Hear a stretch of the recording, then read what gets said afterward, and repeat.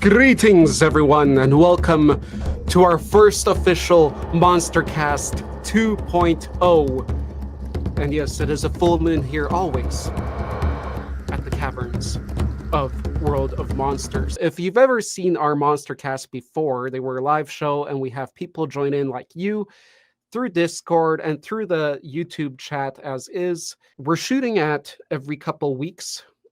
Every 2 weeks, we'll be doing it on Saturdays at this time, 12 p.m. Mountain Standard Time. And we'll be doing a live show. And then if you catch it, awesome. After that, we're going to take that live show, that whole hour and a half, 2 hours, whatever it is. We're going to cut it down to about a 25-minute episode and put it on YouTube as a more direct episode answering the question, and that's in the title, so you don't have to watch all the other stuff. But if you still want access to the full episodes, that's what we're going to keep for Patreon and hopefully soon members, because I don't want to overwhelm the channel with a bunch of live stuff. That's, live, we go off topic, we do all kinds of things. I still want dedicated quality videos, and that's what we're going to grab out of the lives. First of all, I'd like to mention some movies that I've watched, and we're going to talk about one of them, Prey. I'll get into that a little bit more later, the latest Predator movie. And then we got Carrie, a new Carrie movie. So Carrie is one of my favorite Stephen King horror movies, honestly. Let me show you something. The original Carrie of Stephen King's featured this actress here, which was awesome because she looked different. The mother in the movie they just looked the part. They weren't those hot, Hollywood actresses or something. If you have seen Silent Hill, which I love Silent Hill, if you know this channel, if you know me, it is very inspired. The ending, a lot of the movie, some of the movie is I feel quite inspired by the original Carrie by Stephen King's as well. But if you want me to go into more reviews on any of these movies, do let me know. So the new one is played by this actress, which I've been watching in a sci-fi series on Amazon. I will admit she's an excellent actress. I do see a big future for her. She has a couple things going for her. It's, she is attractive, but she has this deeper conflicted side to her that you can see in her face, and it reflects in her acting, and I do appreciate her acting. But all in all, the differences are, well, you got this pretty actress now too. She acts well, but she's attractive. Carrie, initially, she has a raw kind of look to her. I mean, maybe that's not the best way to say it, but yeah, makeup-less and just a natural girl, and not, naturally so beautiful, and that added to the character because, she's picked on and laughed at, and usually pretty girls won't be as much, right? So that's where it took away a little bit. In the new one, she's like exploring her ability slowly to like move things. In the first Carrie, it just kind of happened, and she didn't really push it. So the first one is more like that horror of the characters and then what happens, and just feeling the negativeness and starting to hate the other high schoolers and stuff like that. Whereas the new one is a little bit more focused on, hey, I have this ability and I'm developing it and I can research it, which seems to be a common trope in these kind of movies. She even goes on the internet and looks up. So from what I'm hearing, the original was more truly horror, while this new one is leaning more towards action thriller rather than pure horror. I guess you could say action thriller a little bit. Yeah, for sure. So yeah, she goes into that research, and it's a bit of a known thing what's going on with her, which takes away from the ambiguity and the mystery of it, which the first one had. So all in all, I totally prefer the first one, but the second one wasn't that bad, and it's largely because of the two actresses, the mother and her. And there's some gruesome scenes, so that's cool. They took it seriously, but it doesn't have the feels of first Carrie. Because first Carrie, even that ending, you get the music going, it gets nuts. All right, another movie I watched lately is Vivarium. I do recommend this. If you know what a vivarium is, it's a fake environment you create for an organism, right? In general, because, well, no, that's not in general. That's more of a specified meaning of vivarium. Because if you have a pet, like a reptile or amphibian, you create its environment, you create a vivarium for it. You have aquarium, which everybody knows for fish. So for land and water animals, you call it a vivarium. So that's what's going on in this movie, and this couple ends up being in this sort of situation like that. And what I really enjoyed about this movie, it's like a smaller production, and you see the actor here from the Mark Zuckerberg. He also played him. Great movie. It's a great ride. I really enjoyed the ride because you're waiting to see what's going to happen, and are you going to see who's controlling this vivarium? That's the big question. Who's controlling this realm? And I really enjoyed that. There's, twists and little horror things. Timing is weird sometimes, but it's a very enjoyable ride. The ending is a bit anticlimactic. It's you don't get that reward as much, but the whole ride, like if you're going to watch it once, I believe it's worth it for that ride. So I do recommend Vivarium. I think I might have watched before The Relic. It gets brought up because it has this awesome beastie in it. It's a very cool reptilian, and I forgot what other influence, because it kind of that's what the movie goes in depth on. If you got a TV in your bedroom and you're just kind of, you got that last movie before sleeping, this is a great one. You got a detective, you got this creature that gets transported into to a museum. They go in depth on its genetics and all of this. So if you're like into that sort of nerdiness of horror and monster movies, this is a great one. For the typical person, it might get a little boring because people want more action and a different kind of storyline. Robert also said they never topped the original Carrie with all the remakes. I know there's a part 2. It's bad. Guys, just watch the original. If anyone else wishes to also join us up here on the MonsterCast, feel free to join our Discord, which you can a link to which you can find in the description of the live stream, where you will first need to visit the new Monsterites area, where you'll need to introduce yourself, share which corner of the world you're from, say how you came across the channel or found out about us, and of course share what is your favorite monster. Once you complete all of the requirements that are listed there, you will receive access to all of the channels of the Discord, and at that point, you can navigate yourself to the MonsterCast channel section. Do bear in mind that in order to join us here on the streaming platform, you do need to have a camera and a microphone plugged into your computer device. The camera does not need to be switched on. It just needs to be plugged into the device, and even when it is automatically off when you come join us here on the live stream. In the case that you do not have access to a camera, you can download OBS, which allows you to create a virtual camera that the computer will recognize. And lastly, of course, if you wish to speak, do make sure that you have a decent quality microphone. That's what we'll be checking before admitting you here. But in the case that you are not so forward and you just want to vibe with us, you can do so in the MonsterCast chat in text form. The sponsor of the show today is, well, ourselves. We don't have a sponsor. Come on now. Patrons, that's our sponsor.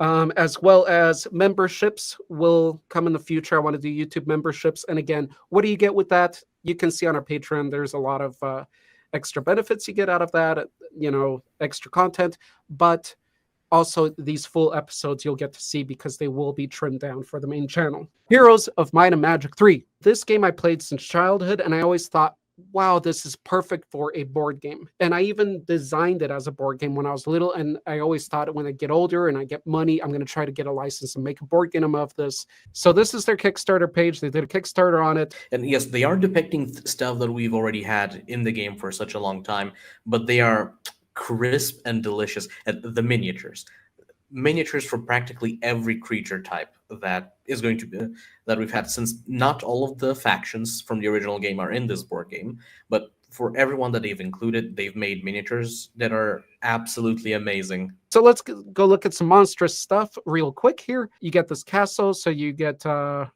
angel, that's your like main unit. So there's like an evil eye, there's the troglodyte. See, these guys are beautiful. The Minotaur looks a little bit small though, right there. You got the necropolis, the undead army, the lich, powerful character, creature. A lot of inspiration I had as a monster lover from this game. So we got Tower, we got the Titans, we got kind of genies, Naga, awesome. We got the Rampart. Your top creature is the Golden Dragon. The Golden Dragon, yep. You got the creature, tree creatures, tree The ants, dendroids, yes. dendroids in there. And And then here Chris is is the fortress, the which is Trojans, the spice. basically a Mayan-looking temple as his castle. I believe Pyramid. it's called a ziggurat type of pyramid. So here we have the top one is the Chaos Hydra. That's the upgraded Hydra. Awesome. They did the Gorgon, Wyvern or Wyvern in Wyverns, there. yeah. Dragonflies. We got a little pun. Love it. Now, see, Gnolls. the original base creature is called a serpentfly, which upgrades to a dragonfly. And the particular miniatures of the creatures are all of the upgraded ones. So we've got the Gnoll Marauders, the Lizardman Warriors, the Greater Basilisks, the Dragonflies, the Wyvern Monarchs, the Mighty Gorgons, and of course the Chaos Hydra, as previously mentioned. If you are saying there's no good Monstrous movies this year, that's not two. That's not true. Actually, there are two. Prey, the new Predator movie. I thought it's going to be Prey on the board on the video game, which would be an awesome topic. But this was done lovingly and respectfully. We got real Native American actors instead of white people doing everything in that same realm. The new Hellraiser. That's also by Hulu. So good job to Hulu and doing it well too. Not doing crap things like Netflix does, Amazon, and anybody does, right? And I'm sure Hulu does too. But with these two big titles, they did it lovingly and well. And critics don't have, I'm talking fan critics, not critics. Fan critics that Don't care really about care about those. Only the people Yeah. who actually care about the product's opinion matters. I feel like they don't have much negatives to say. The story's different, right? You still got a puzzle box, and they took the puzzle box to a different level, which is cool. That's all good and great. What they did cool is they made a kind of a new storyline around it, but again, they chose an actress and actors that are good, and you're looking at them not to look at a pretty face, but you're looking at them to see them portray a story to you. And that's what I feel Hellraiser, the new one, did well. It's a good movie overall. The feels are good. And then let's take a look at the Cenobites. So the Cenobites are these characters from hell, right? You got the main one in the first couple movies, Pinhead. Let's take a look at some other of the original Cenobites. Here we go. You have Pinhead here. You have our boy Chatterer. Oh, he's right where my face is. You got her. So the look that they have is kind of a bondage, tortured appearance, right? Their appearance, they're tortured souls. They have their nipples blasted out, ripped out, different things, and then the leathery outfits. Now, what the new Hellraiser did, some things changed. Pinhead is a female, no problem. The main character is a female, but one of the main characters in the first one was too. So they changed a couple things like that. But as far as the Cenobite appearances, you don't have the outfits. Actually, they're completely nude, what it appears like. And it's just the tortured flesh. And I like that, because if there would be these figures coming out of hell, why do they have a need for clothing? That's a very human concept, right? That's a very grounded, mundane concept that doesn't go into, very Well, I can existential see level. an angle for that because since Hellraiser, I do believe, takes a lot from Christian mythology. You know how once Adam and Eve eat the fruit of the forbidden fruit, they attain a knowledge that they realize that they are nude and take leaves to cover themselves. So essentially, they needed clothing to be decent. So it's an ingrained human thing. And if I'm recalling correctly, the Xenobites are either fallen souls of people who have gone to hell and been tortured there, or they are a dark reflection of humanity's awareness of it. And so Right. they would have that understanding of wanting to be decent, but due to coming from hell, it being twisted in such a way that is disturbing, even though like a mockery of what decency intends to be. The ripped flesh looks kind of weird. It's CGI-ish. There's also practical effects. It looks very clean. And for me, it still makes sense, because when you have a cleaned corpse, this is actually what it looks like. The flesh starts to look like waxy and plasticky. When flesh is ripped freshly, then it will have that different appearance and look more rugged and dirty and rough. It looks like preserved flesh. Mhm. And so it looks kind of fake, but if you look at it from that angle, it's kind of cool. I kind of like that they took that angle, that it's so clean. So we got the Weeper here. The Asphyx here, these are just background characters. The mask, this one's weird. This one's the most like very fleshy, clean looking. The mother, very brief. You may not even notice her in the movie. And our buddy Chatterer, he gets kind of done wrong in this movie a little bit, but he's still the Chatterer. They kept the Chatterer. That's like the only one from the originals that they kind of kept other than Pinhead. Cool movie. So in short, no more review on it. I'm gonna say that this is, I believe I'm gonna watch it again. This may be one of my top horror movies, my top new horror movies. Just like Silent Hill, it's not an old movie, but I love where it goes. Let's move on to our Discord and the part of the discussion that involves everybody. And we'll be talking about, what would you rather be, a vampire, werewolf, zombie, or ogre? Chris, if there's any voices to bring in, go ahead and get that in. Let's get Discord on screen. Shin says it's a toss-up on what I'd want to be. My mom loved vampire novels and movies. Anne Rice was her favorite author, so I would love vampires. So I have a love of vampires, but I love canines, so I lean heavy on being a werewolf. Thank you very much for sharing there, Shin. Here Sapphire says I'd rather be live forever with eternal youth and eat politicians. Also, I'm not a fan of fleas. That's what I'm talking about. Yeah, intimidation factor of a werewolf would be impressive for sure. So we got that argument. Who said proceeding, saying that depends on what type of ogre you look like. Will it be Shrek-esque or something else? If it's something else, then you can easily blend into society based upon a horror story I read some time ago, where an ogre monster sedates and seduces a man, enslaves his daughter in order to procreate new ogres. Vampire and werewolf seem more inviting, where it varies on what you want. Vampire sounds great, but you'll be restricted unless you want shiny vampire. Ew. And werewolf is also bad, but you may be able to control it and have some awareness of your lycanthrope form. Here we got this share. I'd be a vampire from the Vampire of the Masquerade books. Okay, fair enough. But the Vampire of the Masquerade has quite a few different types of vampires. JMPF has given us is a statement to, I typically prefer werewolves, but I'd rather be a vampire because not only I would be able to transform into a wolf, but also other animals, whilst keeping control and having a number of other abilities, even in human form. I could be a wolf and control weather and be immortal, and be a bat and be dust and hypnotize, and etc., etc., etc. Just listing the variety where werewolves would normally be a bit more restricted. You know what, Chris? If you got an opinion on this, let's get into it. Oh, so you'd like me to throw myself on the proverbial stake first? Absolutely.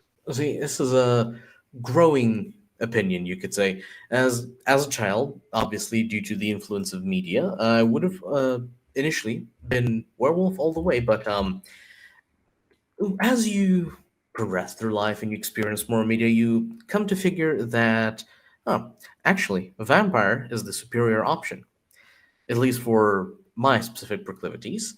And it also does depend on what manner of vampire, as we've seen both in the YouTube channel and here, as JMPF has mentioned, they have variety on their side in comparison to werewolves, being both in abilities and what they provide. And I personally, well, I only recently came to know of them. I'm quite partial to the Vampire the Masquerade setting myself as well, as I like the various differing vampires there. And specifically for myself, I am, you could say this is a bit biased, since this particular clan lives where I am geographically based. That would be the Zemisi, the Flesh Weavers, the most awful and horrid of all the vampire clans, allegedly. And the Zemisi I find personally charming due to their special ability of flesh crafting, also known as vicissitude. With but a touch, they can mold flesh and bone, blood and sinew, however they see fit, creating either monstrous visages, monstrous creations, or just molding themselves or others to their liking. Of course, you have, as is depicted here in these images that I have shown, you have the most common Zemisi because they tend to delve deeper into, they want to be monstrous and delve into the entire shtick of being these terrifying beings of the night that no one wants to cross, as well as their flesh creations. However, there is another aspect to them because they can mold and shape their bodies however they see fit. So, in addition to being the most monstrous, technically speaking, you also have those who literally make themselves physically perfect, just purely aesthetically pleasing based on what mortals would prefer. While there are clans that are naturally prone to beauty and incite charm into their victims, a Zamisi that just wants to be more hip on the night out can equal them, if not better them, due to handcrafting their own personal visage however they see fit.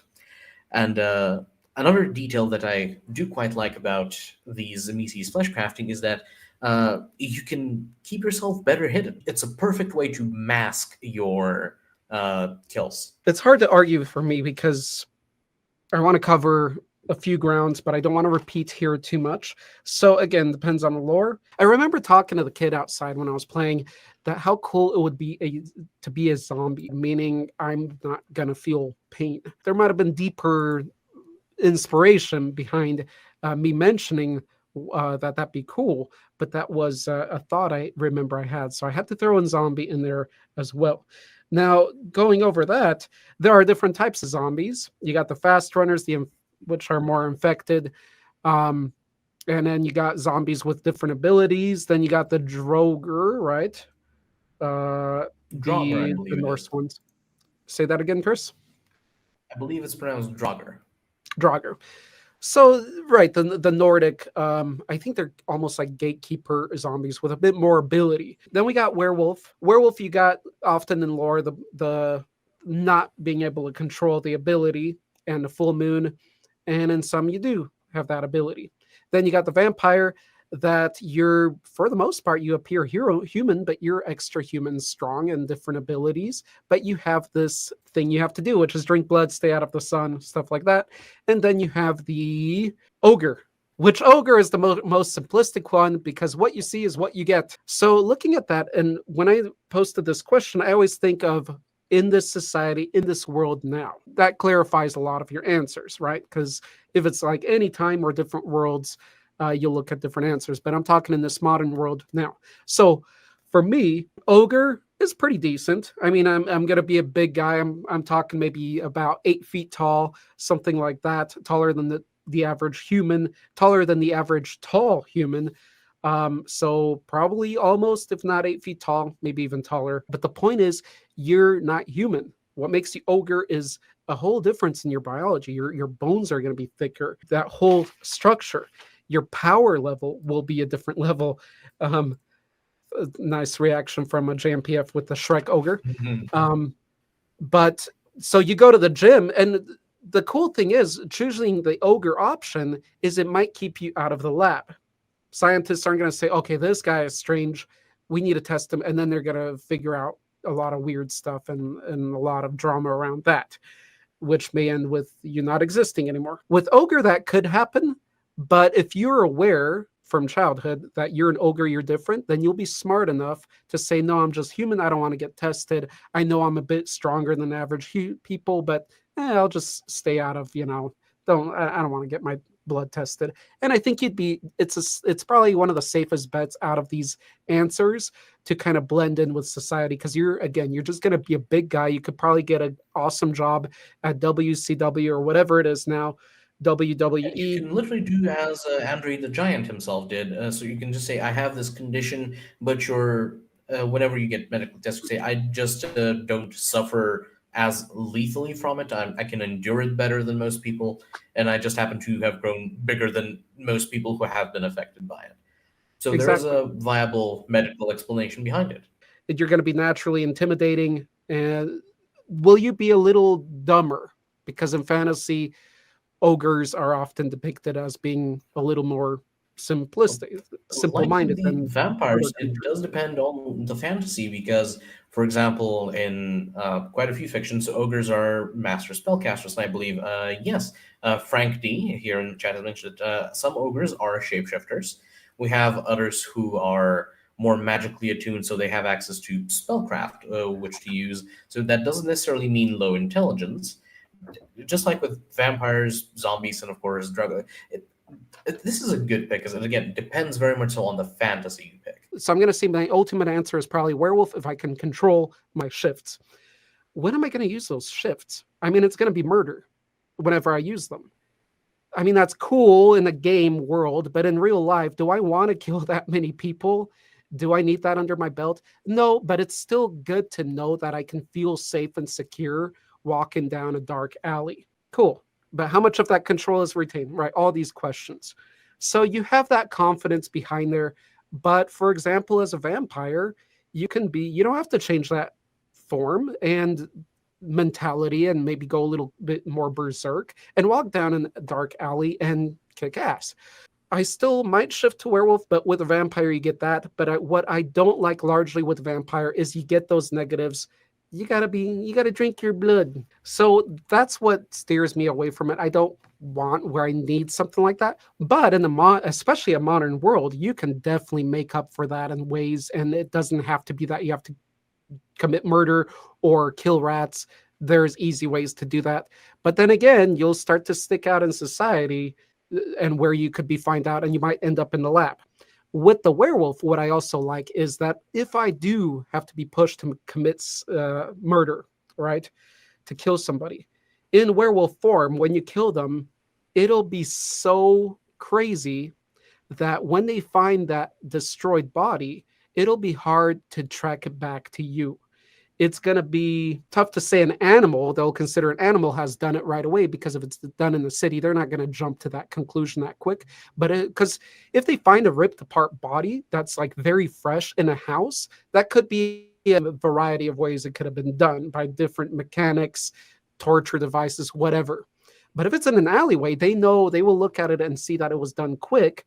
Probably not an animal because we're this deep in the city, but we can't rule that out. But that's the point. It can't be ruled out. And that already detracts from yourself that you could be the murderer. So that's a little bit of a nice way that you could do that. Whereas when you kill in other forms, it's going to look like more like a, mundane human to human killing. In the past, that would likely be the case, but there's one point of what you've just spoken that I kind of disagree, and I think werewolf are probably one of the more incriminating ones, because werewolves shed and leave a lot of fur and other animal products, which, if were to speak realistically, they'd still carry your DNA. So a forensic scientist might be able to pin it to you by virtue of literal evidence that usually police, like fingerprints and pieces of hair, or things that they find during investigations of crime scenes. That is a good point. And where, again, it depends on the lore. When you shed as a werewolf, does that fur disappear or after a while disappear? Or is it like regular fur that sticks around? And yeah, that can lead to you. I mean, those are basically footprints that are leading to you. They might find you. It'll be hard for them to convince themselves that you did this. Good point there. The zombie one, again, usually with lore tropes, you're going to be hungering for flesh. And that's a problem here. But if you're not, and you're just undead, then I find that to be a pretty cool option too. But again, depending on how aware of it you are, zombie, it's like you look normal, but once you're tested, that's very not normal. That's on the same unnormal than you shapeshift into a werewolf, because that's undeadness. Safest ogre, I would probably go werewolf with the ability to change. If it's a full moon type thing, I would probably have to sacrifice my decision, maybe go with something like vampire. The beautiful thing with vampire is, why is it a good option, is you can still blend into society. Just explain that you've developed a skin condition due to which you cannot be directly exposed to sunlight. There you go. And that's why you operate during evening hours. Just do Zoom calls, since that is an option now. Yes, pandemic helped a lot of vampires out there. So the cool thing is, with vampire, you got more abilities than all the other three. You have that manipulation, possibly that mental manipulation, extra strength, extra speed. So all in all, most likely, I would probably go vampire. Next discussion topic will be either electric monsters, basically a listing video. Everybody mentions some cool electric based monster that they found, or unique takes on classic monsters. As I mentioned, we're supported by patrons, the members, but I want to shout out some of our top patrons. Awesome people. Tammy Osborne, thank you. Cloud Lamberts, Joseph Roman, 111, 111, and Rita Miller. Rita, everybody here. Thank you very much, guys. Chris? Thank you, everyone, for joining us this fine evening. We'll be looking forward to seeing you next time on the MonsterCast. Tally ho, and a lovely rest of the day. Hope you enjoyed this, and let us know in the comments. See you in a couple weeks, and huzzah! Stay tuned.